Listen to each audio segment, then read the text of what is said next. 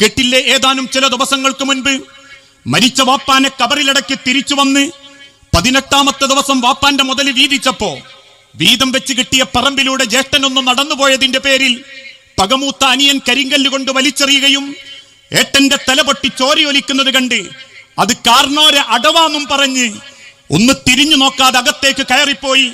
പിന്നീട് തിരിച്ചു വന്നത് കാർന്നോരുടെ മയ്യത്തിന്റെ അടിയിൽ നിന്നാണെങ്കിൽ പകയാ മനുഷ്യരെ പലർക്കും ഉള്ളിൽ പല ബന്ധങ്ങളും അലോക്യത്തില. മരിച്ചാലും തീരാത്ത പകയും മനസ്സുകൊണ്ട് നടക്കുന്നവര് അതങ്ങനെ കെട്ടെ. അതുകൊണ്ടാണല്ലോ ചിലര് കുടുംബ പ്രശ്നം ഉണ്ടാകുമ്പം ചിലരോട് പറയും, ഞാൻ മരിച്ചാ പോലും എന്റെ മയ്യത്തോനെ കാണിക്കരുത്.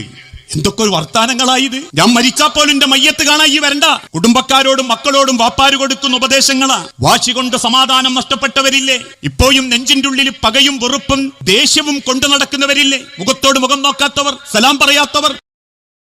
Download ShareChat.